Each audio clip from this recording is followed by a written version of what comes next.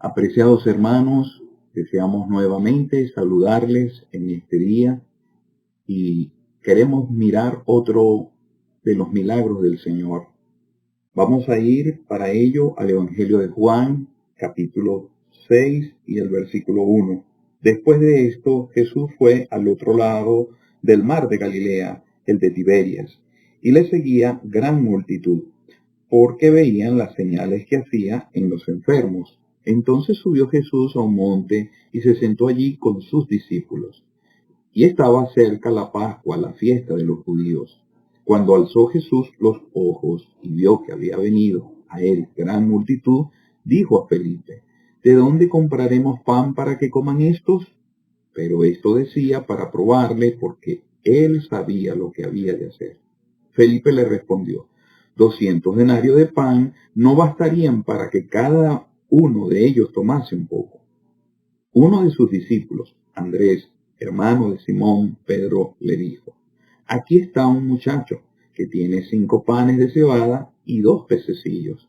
Mas, ¿qué es esto para tantos? Entonces Jesús dijo: hacer recostar la gente. Y había mucha hierba en aquel lugar, y se recostaron como en número de 5,000 varones.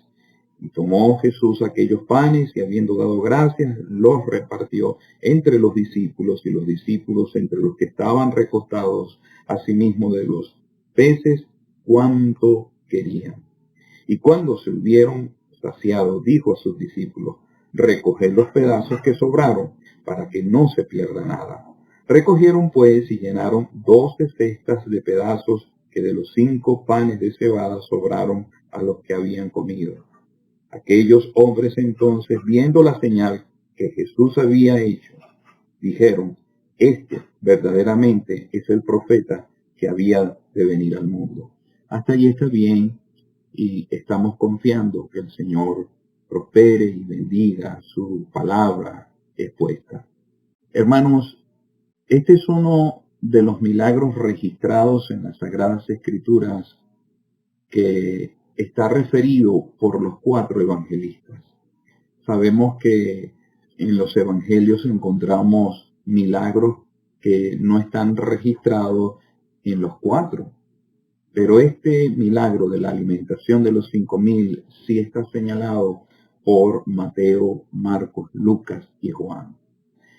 La descripción que cada uno de ellos da de este episodio no se contradice, por el contrario, se complementa. Esta ocasión donde el Señor alimentó a esta vasta multitud de más de 5,000, porque como bien sabemos eran 5,000 varones, sin contar a las mujeres y los niños, esta vasta multitud que fue alimentada nos presenta lecciones sumamente interesantes que son dignas de que consideremos y apliquemos a lo que es una asamblea. Quisiéramos considerar este episodio y mirar la multitud, el problema, los discípulos, el muchacho y el Señor. Deseamos pues considerar estas 5 cosas y ver en ellas las lecciones pertinentes a una asamblea. En primer lugar, vamos a ver la multitud. Era una multitud variada. Habían muchos allí.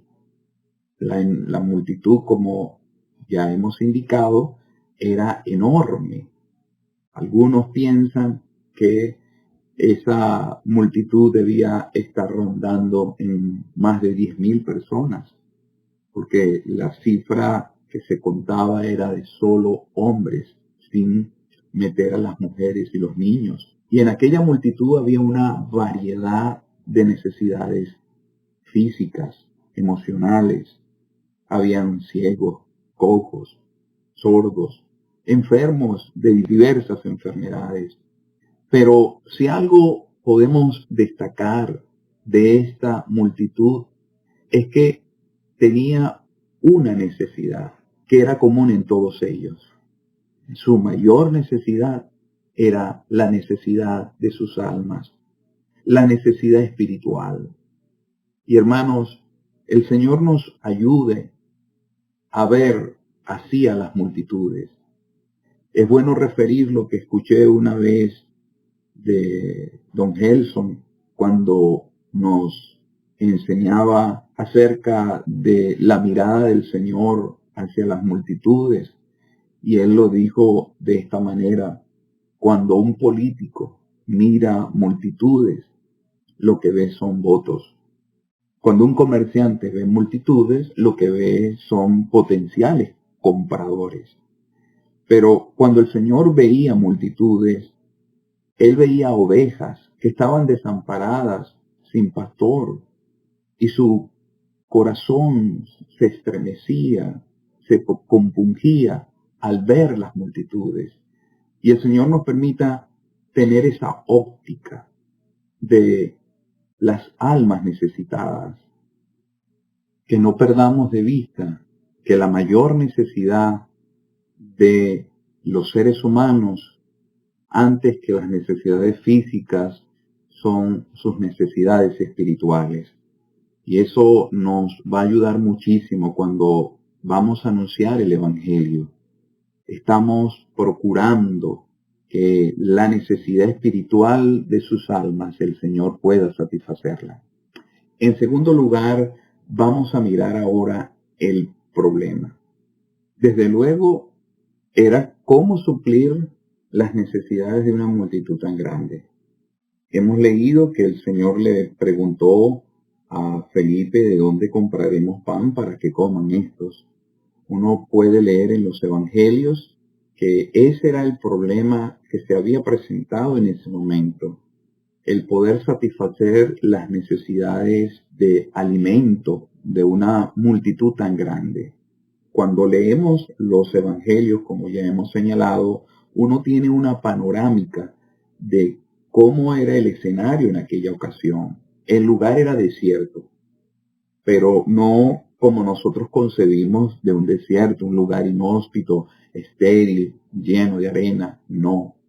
La idea de desierto es que no había allí aldeas o casas o lugares donde ellos pudieran comprar alimento. Debía haber sido una zona montañosa porque dice que se recostaron allí en la hierba, porque había mucha hierba en aquel lugar. Leímos en el Evangelio de Juan. Quiere decir que había una vegetación abundante. Entonces, el lugar era desierto en ese sentido, que no había posibilidad ni acceso para comprar algo de alimento para ellos.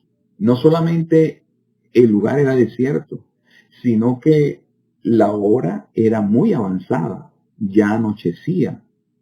Eso indica que las condiciones eran adversas, contrarias. Sumado a eso del lugar desierto y la noche, ya se estaba anocheciendo, sino que también se enfrentaban con la cantidad. La cantidad, ya hemos insistido, que era una enorme cantidad. Y aun cuando hubiese habido un lugar donde comprar, ellos no tenían los recursos monetarios en el momento para comprar alimento para toda esa multitud. Entonces, hermanos, eso nos presenta el problema, la circunstancia, la situación tan difícil en que se encontraban y la imposibilidad humana de resolver ese problema. Y estoy pensando en la asamblea. En la asamblea se presentan problemas, circunstancias difíciles, hermanos, donde vemos que no hay solución humanamente hablando al problema adverso, al problema difícil que puede estar enfrentando el pueblo de Dios. Pero no hay un problema, hermanos, tan grande que el Señor no pueda resolver, no pueda solucionar. Él es el Dios de los recursos, el Dios de toda sabiduría, el Dios que nos puede ayudar en los problemas que enfrentemos como pueblo de Dios. No nos podemos ahogar en los problemas. Pueden ser muy grandes, hermanos, y es fácil decirlo cuando uno está viviendo en circunstancias reposada, sin mayores inconvenientes. Pero cuando como pueblo de Dios enfrentamos problemas, recordemos, hermanos, que el Señor es el que tiene el control, la solución. Echa tu carga sobre Jehová, confía en Él y Él hará. Es interesante que el apóstol Pedro expresa la verdad de echando toda vuestra ansiedad sobre Él, porque Él tiene cuidado de vosotros. Y eso lo experimentó Pedro en su propia experiencia. Pudo recordar la ocasión cuando el Señor pudo resolver este gran problema. Ahora, en tercer lugar, quisiera ver los discípulos. Este milagro, como todos los milagros y todo el tiempo en que el Señor estuvo con los discípulos, fue una escuela, fue un entrenamiento. El Señor en 3 años logró hacer de estos hombres que llegaron a conmover el mundo.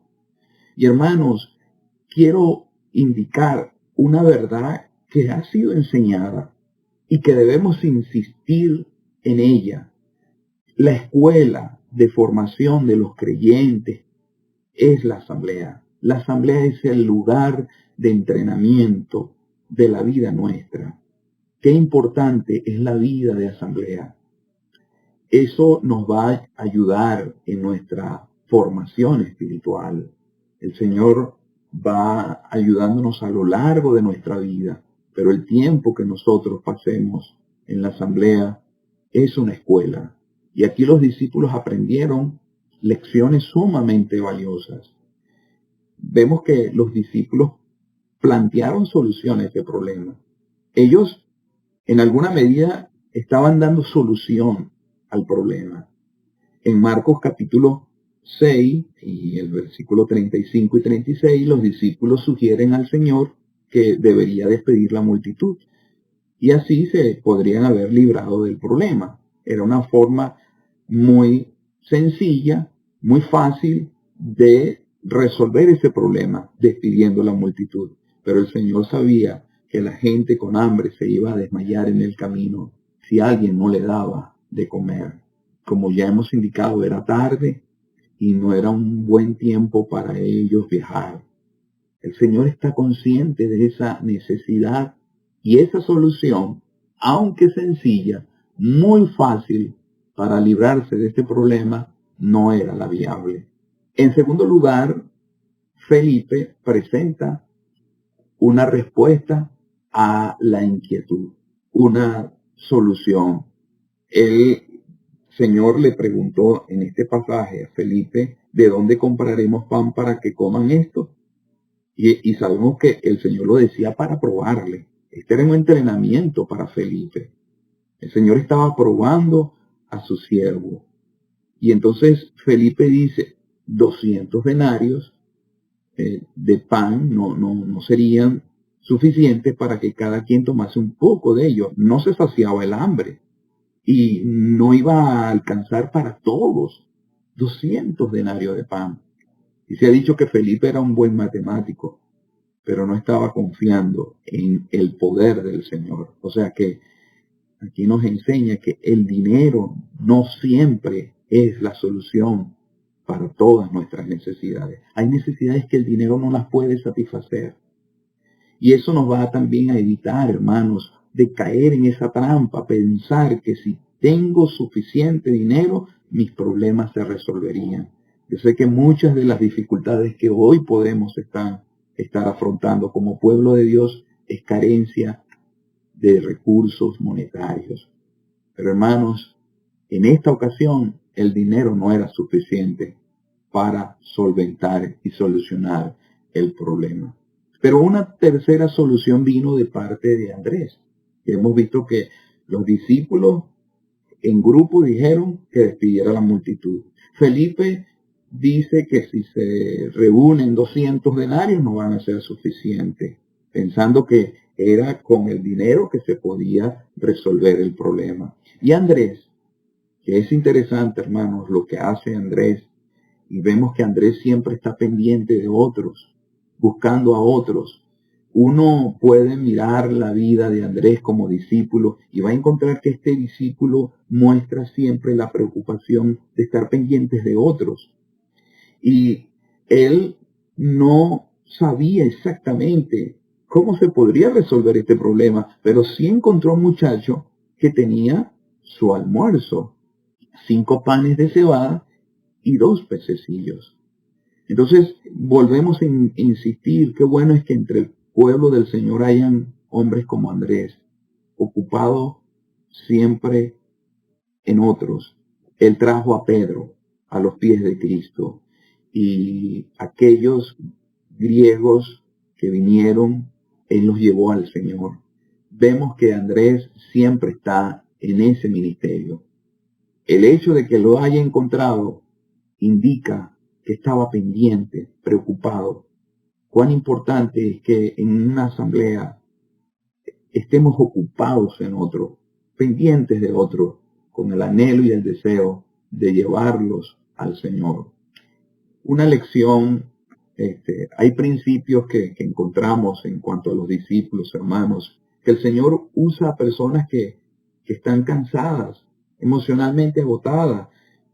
Cuando uno lee Lucas, ellos venían de su primera gira. Ellos habían predicado el Evangelio, habían estado manifestando esos milagros y esos prodigios. Ellos estaban cansados, agotados, y el Señor así los utilizó.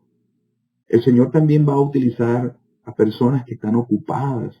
Estos discípulos no habían ni tenido tiempo de comer. Y hermanos, no solamente el Señor utiliza personas que están cansadas, agotadas en un sentido, sino a gente que está ocupada, que está involucrada en el trabajo. No es excusa para nosotros decir que necesitamos recursos para poder servir al Señor. Ellos no tenían recursos, mas sin embargo el Señor los utilizó, los empleó poderosamente. En cuarto lugar, quisiera pensar en el muchacho, hermanos. El caso del muchacho es interesante, porque era un muchachito, un jovencito, y él estuvo dispuesto a renunciar a su almuerzo, porque cuando Andrés lo encuentra y se lo lleva al Señor, él está dispuesto a darle al Señor su alimento, su comida, y lo hizo generosamente. No era un almuerzo de personas adineradas, era un almuerzo de pobres, eran panes de cebada, como bien sabemos, que no eran muchos, no eran suficientes, eran pan de los pobres. Y la Biblia habla de pececillos, como sardinas, posiblemente estaban previamente cocidas, y esto representaba su almuerzo. Vemos una madre responsable que está dispuesta a darle provisión a su hijo, y él estaba en la reunión. Y eso nos enseña, hermanos, que en las reuniones del Señor los jóvenes, los niños podían estar presentes. Es preocupante que tengamos la idea de que en nuestras reuniones los niños fastidian. No, hermanos, los niños son una bendición en nuestras reuniones. Los jóvenes son una bendición en nuestras reuniones. Y aquellos niños podían estar, aquellos jovencitos estaban, porque la palabra del Señor alcanzaba todos los entendimientos. Y aquella provisión en las manos del muchacho era su almuerzo, pero en las manos del Señor era la comida, el alimento para una vasta multitud. Estoy pensando también en la juventud, en la asamblea. Los muchachos en una asamblea son valiosos, son útiles, son la generación de relevo. Yo estoy plenamente convencido que la experiencia que aconteció con aquel muchacho lo marcó para toda su vida. Aquel muchacho debió haber quedado conmovido, debió haber quedado marcado con ese episodio para toda su vida, que debió haber hecho de él un hombre útil en las manos del Señor. Hermanos, solo en el cielo sabremos cuál fue el futuro, el destino de ese muchacho, lo que hizo para el Señor posterior a ese evento. Y vuelvo a insistir, qué bendición, hermanos, es que los jóvenes le den lo mejor al maestro, que aprovechen su juventud, aprovechen su vigor, de formar una generación piadosa de principios, de formar una generación que teme a Dios. Y pienso muy de cerca en las asambleas de la región, Guarena, Guatire, Caucagua, y en toda asamblea la importancia de la juventud. Una asamblea que tiene juventud tiene sangre nueva. Una asamblea que tiene juventud, niños, tiene futuro. A pesar de los problemas que puedan presentar, las circunstancias que podamos vivir con la juventud, cuán importante son los jóvenes en una asamblea. El Señor les ayude y que el joven pueda trabajar con el muchacho, porque aquel muchacho se sometió a Andrés. Andrés lo llevó a los pies de Cristo y el muchacho fue dócil. Y cuando se le pidió su comida, su alimento, él estuvo dispuesto a darlo. Pero finalmente, hermanos, quisiera pensar en el Señor. Él es el gran protagonista de este episodio. Él es el que tiene la primacía. Porque vemos que aquí el Señor está consciente de la necesidad de la multitud. Él puede identificar con ternura las necesidades de esta multitud. Se ve que Él ama las almas, como ya hemos indicado, las veía como ovejas sin pastor. Y eso debe mover a seguir su ejemplo, su pasión, su sentir. Pero aquí el Señor da las instrucciones. Él es el que da la solución al problema. Los discípulos presentaron soluciones que no servían, pero el Señor se encarga de dar solución a este problema. Y entonces Él da instrucciones a sus discípulos y los discípulos estuvieron dispuestos a obedecer. Y ese es otro principio, hermanos. Los problemas, las dificultades que podamos enfrentar en la vida, en la asamblea, es el Señor quien debe dar las pautas, las instrucciones, y para ello nos ha dejado su palabra, donde encontramos principios, verdades que nos van a ayudar a la solución de nuestros conflictos, de nuestros problemas. Pero debemos dejar que Él sea el que dé las pautas a través de su palabra y nosotros ser como los discípulos, dispuestos a obedecer para ver el éxito, el triunfo en la adversidad. También, hermanos, es interesante que aquí hay orden. Este milagro sucede en un ambiente donde se respira el orden, la quietud. No hay desorden. Él manda a recostar, a sentar en la hierba a las personas en grupos de 100 y de 50, como leemos en los otros evangelios. Vemos, hermanos, que hay orden y quietud. Y así debe ser en la asamblea. Las cosas se deben hacer decentemente y con orden. Ese es un principio que debe regir en todas nuestras actividades. Que se respire un ambiente de orden, de armonía. Eso va a traer resultados benéficos. Otro principio, hermanos, es que el Señor da gracias. Se nota en Juan capítulo 6, en el versículo 11, y tomó Jesús aquellos panes y habiendo dado gracias. Él dio gracias. Y en el versículo 23 del capítulo 6 de Juan dice, pero otras barcas habían arribado a Tiberias junto al lugar donde habían comido el pan después de haber dado gracias al Señor. Llama la atención que Juan dé ese detalle de que el Señor da gracias. Y eso nos enseña, hermanos, que debemos dar gracias por lo que tenemos. El Señor dio gracias porque, hermanos, por 5 panes y 2 pececillos. Entonces me enseña a mí un principio que debo dar gracias por lo que tengo y no estar angustiado por lo que no tengo. Es muy conocido lo que hemos escuchado en otras ocasiones de aquel que está molesto y dice, lo que tengo es medio vaso de agua.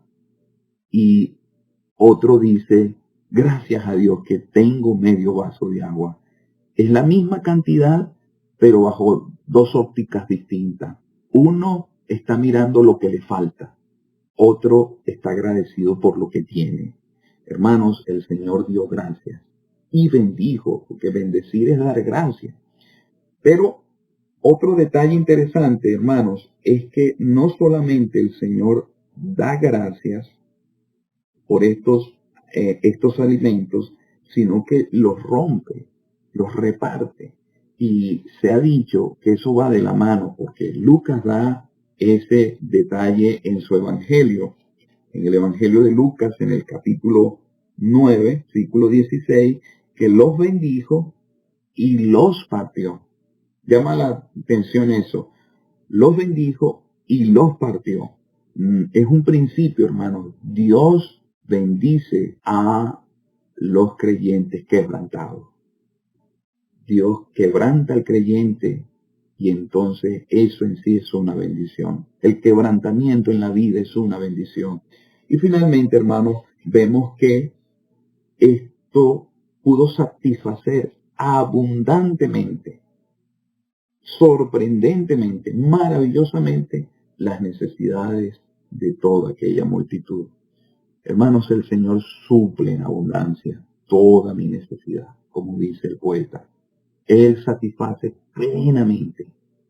Cuando Él tiene el control, cuando Él tiene el mando, cuando Él da las órdenes y cuando hay obediencia y hay un ambiente de orden, de quietud, de reposo, hermanos, el Señor va a satisfacer plenamente las necesidades de su amado pueblo. El Señor pues nos ayude y Él nos permita que ante nuestros conflictos y problemas le busquemos a Él para que Él pueda resolverlos y pueda suplir ampliamente nuestras necesidades. Que Él bendiga su santa palabra.